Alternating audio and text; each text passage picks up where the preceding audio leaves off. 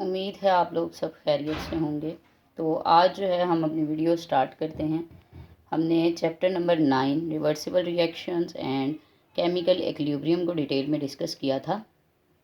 आज हम डिस्कस कर रहे हैं एक्सरसाइज को, जिसमें हम फर्स्ट ऑफ ऑल देख लेंगे एमसीक्यूज़, उसके बाद हम जो है शॉर्ट क्वेश्चंस और लॉन्ग क्वेश्चंस की तरफ मूव करेंगे। ठीक है।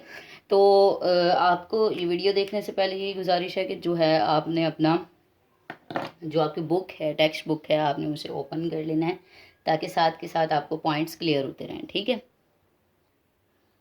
ओके, बढ़ते हैं फिर आप अपने वीडियो की तरफ। तो फर्स्ट क्वेश्चन जो हमसे पूछा गया है वो है characteristics of reversible reactions are the following except. हमारे पास कुछ करेक्टरिस्टिक्स दी गई हैं और कहा गया है रिवर्सिबल रिएक्शंस की ये सब करेक्टरिस्टिक हैं, इनमें से एक आंसर जो है वो रिवर्सिबल रिएक्शन की करेक्टरिस्टिक नहीं है। हम देख लेते हैं रिवर्सिबल रिएक्शन होते क्या हैं। ठीक है। रिवर्सिबल रिएक्शन में फॉर एग्जांपल हम ले रहे हैं ए हमारे पास रिएक्टेंट है, बी रिएक्टेंट है, देन दो एरो हमारे पास हैं और देन हमारे पास सी प्लस डी है। ठीक है। रिवर्सिबल रिएक्शन का मतलब ये है कि रिएक्शन जो है फॉरवर्ड भी हो रहा है और रिवर्स भी हो रहा है। रिएक्टेंट से प्रोडक्ट भी बन रहे हैं और प्रोडक्ट से हमारे पास रिएक्टेंट भी बन रहे हैं। तो इसका मतलब क्या हुआ कि हमारे पास रिएक्टेंट से प्रोडक्ट बने और प्रोडक्ट से रिएक्टेंट भी बन रहे हैं। इसका मतलब है ये फॉरवर्ड रिएक्शन भी है और रिवर्स रिएक्शन भी है। ठीक है। तो इसका मतलब है ये हमारे पास लेफ्ट से राइट भी मूव कर रहा है और राइट से लेफ्ट भी मूव कर रहा है। ठीक है। ओके, ये बात तो क्लियर हो गई। ये सारी करेक्टरिस्टिक्स हमने लिख ली। डबल हेडेड एरो होता है हमारे पास रिवर्सिबल रिएक्शन में। अब हम बुक से देख लेते हैं कि इन्होंने कौन से हमें ऑप्शन दिए हैं और उनमें से कौन सा ऑप्शन बनता है जो रिवर्सिबल रिएक्शन की करेक्टरिस्टिक नहीं है। फर्स्ट इन्होंने हमें बताया है products never combine to form reactants, जबकि हमने देखा कि हमारे पास रिएक्टेंट प्रोडक्ट बना रहा है, देन प्रोडक्ट कंबाइन होकर हमारे पास रिएक्टेंट बना रहे हैं। तो फर्स्ट जो इसके पास हमारे पास जो स्टेटमेंट है वही इसकी क्या है, करेक्ट नहीं है। सो हम क्या करेंगे, फर्स्ट इसका आंसर आ जाएगा MCQs 1 का। ठीक है। बाकी भी हम डिस्कस कर लेते हैं कि बाकी क्यों हैं reversible reaction. They never complete, जी बिल्कुल ये कंप्लीट नहीं होते। रिएक्टेंट से प्रोडक्ट और प्रोडक्ट से रिएक्टेंट बनता रहता है। ठीक है। ओके, इसके अलावा सेकंड जो थर्ड बात की है, they proceed in both phase. Okay, double headed यही show, double headed headed arrow जो है यही शो कर रहा है कि ये रिवर्सिबल भी हैं, रिवर्सिबल भी हैं। ठीक है। और फोर्थ हमारे पास है they have a double arrow between reactants and product, double arrow है। ठीक है। ओके, नेक्स्ट हमारे पास जो है वो ये है, सेकंड हमसे डिस्कस किया गया है कि लाइम किलन जो है हमारे पास, जैसे कैल्शियम कार्बोनेट है, सेकंड की बात कर रहे हैं हम, CaCO3 हमारे पास क्या है, ब्रेक डाउन हो रही है और वो कन्वर्ट हो रहा है CaO प्लस CO2 में। ठीक है। कैल्शियम ऑक्साइड और कार्बन डाइऑक्साइड भी ब्रेक डाउन होती है जब कैल्शियम कार्बोनेट की in the presence of temperature, ठीक है, हीट की प्रेजेंस में, तो क्या होता है ये कैल्शियम कार्बोनेट और कार्बन डाइऑक्साइड में कन्वर्ट हो जाता है। ठीक है। वो कहते हैं कि it goes to completion because, ये रिएक्शन जो है ये कंप्लीट हो जाता है, क्यों होता है, इसे हमने डिटेल में डिस्कस किया हुआ है। इस एग्जाम्पल को हमने ओपन और क्लोज्ड सिस्टम के जरिए से हमने क्या कहा था कि जब ओपन हमारा सिस्टम होता है, रिएक्शन जब रिएक्शन मिक्सचर हमारा ओपन जो है वो सिस्टम में प्रोसीड कर रहा होता है, तो क्या होता है कि हमारी कार्बन डाइऑक्साइड जो होती है वो क्या होती है, एटमॉस्फेयर में दाखिल हो जाती है। ठीक है। जिसकी वजह से कार्बन डाइऑक्साइड लिमिटेड हो जाती है हमारे पास। ठीक है। कार्बन डाइऑक्साइड हमारे पास लिमिटेड हो जाती है, जिसकी वजह से ये हमारे पास क्या है, रिवर्सिबल रिएक्शन है, ये बैकवर्ड मूव नहीं कर पाता। ठीक है। इरिवर्सिबल रिएक्शन है, ये हमारे पास बैकवर्ड मूव नहीं कर पाता। तो हम स्टेटमेंट देख लेते हैं इसमें। ए ऑप्शन है हमारे पास, of high temperature, no, calcium carbonate is more stable than calcium carbonate, calcium oxide is more stable than calcium carbonate, ये भी गलत है स्टेटमेंट, क्योंकि कैल्शियम कार्बोनेट ज़्यादा स्टेबल होता है। सेकंड, थर्ड हमारे पास ऑप्शन है कार्बन डाइऑक्साइड एक्सकेप्स कॉन्टिन्यूसली। ठीक है। मुसलसल जो है कार्बन डाइऑक्साइड निकलती रहती है। तो बी ऑप्शन हमारे पास सेकंड का क्या है, बिल्कुल ठीक है। सी ऑप्शन हमारे पास, कार्बन डाइऑक्साइड जो है वो क्या है, कॉन्टिन्यूसली एस्केप होती रहती है। ओके, इसके बाद हमें रिएक्शन दिखाया गया है और हमें कहा गया है कि इक्विलिब्रियम कांस्टेंट इसका फाइंड आउट करें। हमारे पास रिएक्शन है 2A plus B arrow, double headed arrow है, रिवर्सिबल रिएक्शन है, प्लस हमारे पास जो प्रोडक्ट बन रहा है वो 3C बन रहा है। हमें KC के एक्सप्रेशन के लिए कहा गया है, KC के इक्विलिब्रियम कांस्टेंट के लिए मैंने आप लोगों से कहा था कि जो हमारे पास प्रोडक्ट होता है वो कहाँ आता है, नोमिनेटर में आ जाता है। ठीक है। और उसका जो कोफिशिएंट होता है वो ऊपर चला जाता है। ठीक है। इसके बाद आ जाता है हमारे पास रिएक्टेंट कंसंट्रेशन जो है हमारे पास ऊपर चली गई है, ठीक है, मोल्स। ओके, तो इस तरह से कुछ हमारे पास स्टेटमेंट पड़ेगी। तो इसका जो आंसर है वो हमारे पास डी करेक्ट आंसर है। हमारे पास क्वेश्चन नंबर सी का 3 का डी हमारे पास जो है वो बेस्ट आंसर है, ठीक आंसर है, ठीक है। ओके, इसके बाद आ जाते हैं हम फोर्थ की तरफ। एक्विलिब्रियम स्टेट पे हमने डिस्कस करा था, मैं इसे रेज कर रही हूँ, ठीक है। एक्विलिब्रियम स्टेट पे हमने क्या डिस्कस किया था? एक्विलिब्रियम स्टेट पे हमने कहा था जब rate of forward reaction and rate of reverse reaction क्या हो जाते हैं, इक्वल हो जाते हैं, तब हमारा क्या होता है, एक्विलिब्रियम स्टेट जो है हमें ऑब्टेन हो जाती है, ठीक है। Rate of forward reaction is equal to rate of reverse reaction, हमने पढ़ा था ये क्या हो जाएगी, डायनामिक एक्विलिब्रियम की स्टेट हमें ऑब्टेन हो जाएगी। तो इस पे ऑप्शन देख लेते हैं। कंसंट्रेशन ऑफ रिएक्टेंट और product become equal, no. The opposing reactions forward and reverse stop, no, यहाँ पे स्टॉप नहीं होते। The rate of the reverse reaction becomes very low, no. The rate of the forward and reverse reaction become equal. तो fourth का हमारे पास D option बिल्कुल correct है। Rate of forward and reverse reactions क्या हो जाते हैं, इक्वल हो जाते हैं एट एक्विलिब्रियम स्टेट। ओके, हमारे पास अब है फिफ्थ क्वेश्चन। फिफ्थ क्वेश्चन में हमने क्या करना है, हमारे पास फिफ्थ जो है एमसीक्यूज, उसमें है which of the following statement is correct about active mass. Active mass में हमने क्या कहा था, एक्टिव मैस हमने कहा था, एक्टिव मैस मैंने आपसे डिटेल में डिस्कस किया हुआ है फर्स्ट लेक्चर में। एक्टिव मैस कौन सा है, हमने कहा था वो मैस जो क्या कर रहा होगा, टेक पार्ट कर रहा होगा या हिस्सा ले रहा होगा केमिकल रिएक्शन में,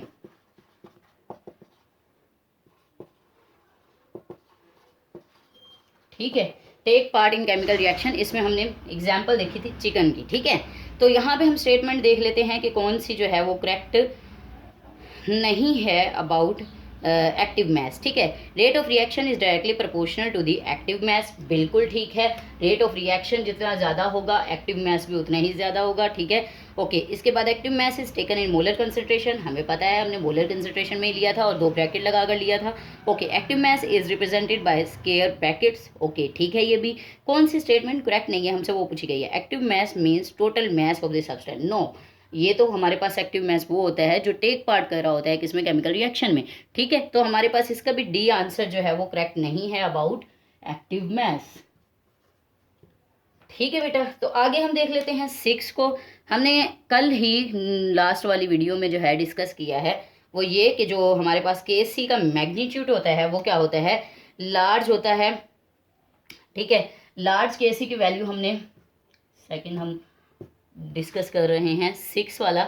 हमने कहा था magnitude of KC is equal to large when हमारे पास क्या हो, प्रोडक्ट ज़्यादा बना हुआ हो, 10⁻+22 हमने कुछ पढ़ा था, ठीक है। तो हमने क्या कहा था कि जब हमारे पास प्रोडक्ट ऑलमोस्ट कंप्लीट होगा केमिकल मिक्सचर में, जो हमारे पास रिएक्शन मिक्सचर है जिसमें ज़्यादा प्रोडक्ट बन चुका होगा, तो केसी की वैल्यू क्या होगी, लार्ज होगी। तो इसमें हम देख लेते हैं, इसमें लिखा हुआ reaction mixture consist of almost all products, जी इसका ए ऑप्शन बिल्कुल ठीक है। रिएक्शन मिक्सचर है ऑलमोस्ट रिएक्टेंट्स, नो, उसमें हमारे पास क्या होगी, केसी की वैल्यू बहुत स्मॉल होगी। Reaction has not gone to completion, no. Reaction mixture has negligible products, no.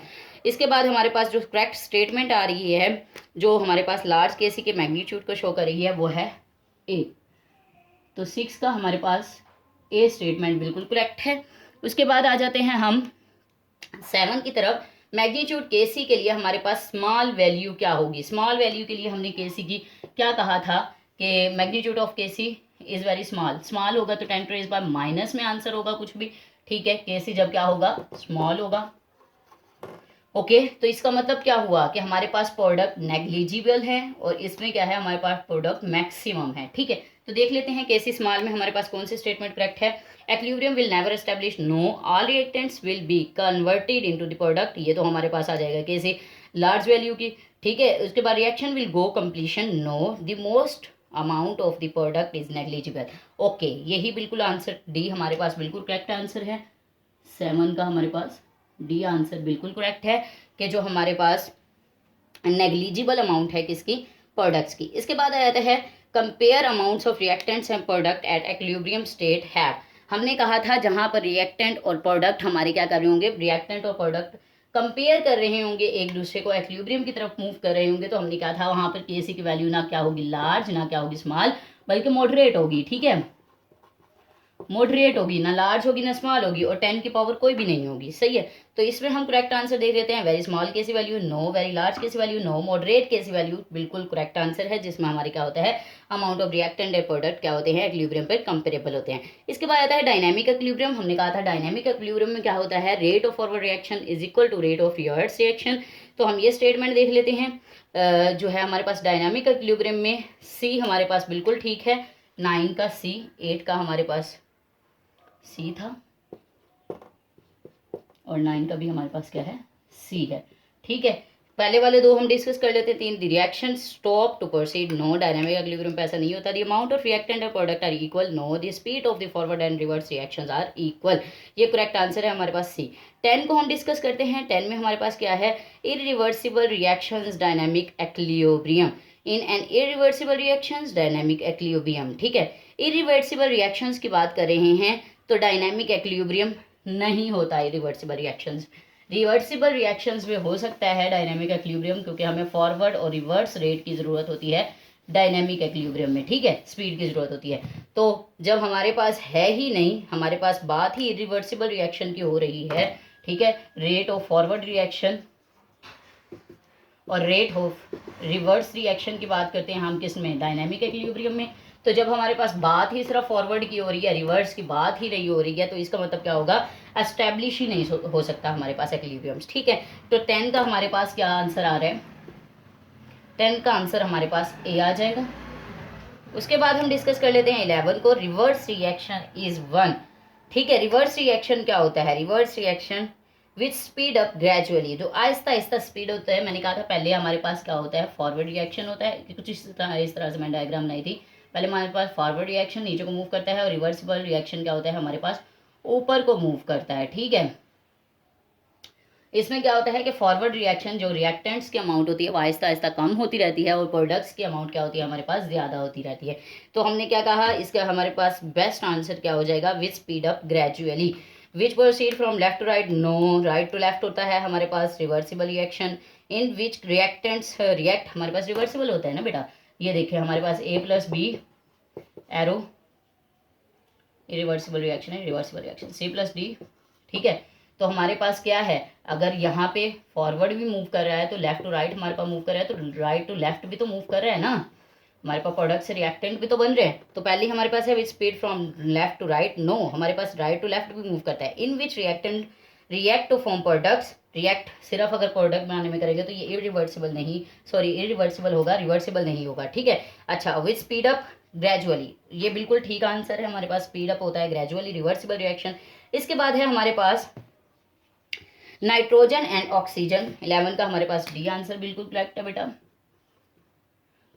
12 की तरफ बात करते हैं, तो 12 में हमें बताया गया है nitrogen and hydrogen were reacted together to make ammonia. हमारे पास अमोनिया बनाने के लिए तो इक्विलिब्रियम मिक्सचर में हमारे पास तीनों चीज़ें प्रेजेंट होंगी, हमारे पास हाइड्रोजन भी होगा, नाइट्रोजन भी होगा, अमोनिया भी होगा। ठीक है, तो 12 का हमारे पास क्या है, बी आंसर बिल्कुल ठीक है। ठीक, उसके बाद आते हैं 13 की तरफ। तो 13 में हमारे पास केसी के यूनिट्स को पूछा गया है। ये आपके पास बेटा वो भी है, एग्जाम्पल भी है जो मैंने आपसे कहा था।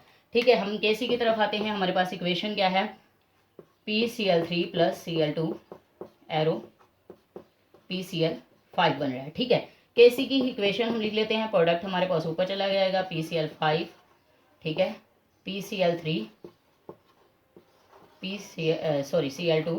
ठीक है, हम इसके यूनिट्स को लिख रहे हैं, ड्राइव कर रहे हैं, तो हमारे पास मोल पर डेसीमीटर क्यूब। ठीक है, इसका यूनिट मोल पर डेसीमीटर क्यूब,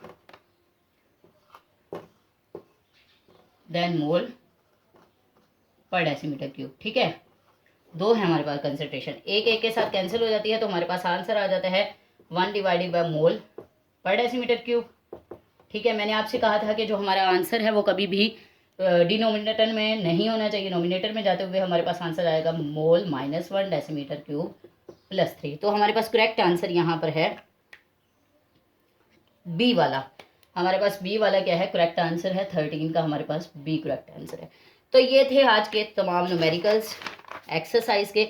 इंशाल्लाह हम नेक्स्ट वीडियो में इसके शॉर्ट क्वेश्चंस को, लॉन्ग क्वेश्चंस को प्रोसीड करेंगे फर्दर। ठीक है, अगर कोई भी अभी भी कन्फ्यूजन है, कोई क्यूरी है, कोई क्वेश्चन है, तो काइंडली मुझे कमेंट सेक्शन में ज़रूर पूछ लीजिएगा। हम उसे ज़्यादा अच्छे से एक्सप्लेन करेंगे फिर से, ताकि आप लोगों को और भी कोई कन्फ्यूजन हो तो क्लियर हो जाए। ठीक है, मिलते हैं नेक्स्ट वीडियो में। अपना ख्याल रखिएगा, दुआ में याद रखिएगा। अल्लाह हाफिज़, फ़ी अमान अल्लाह।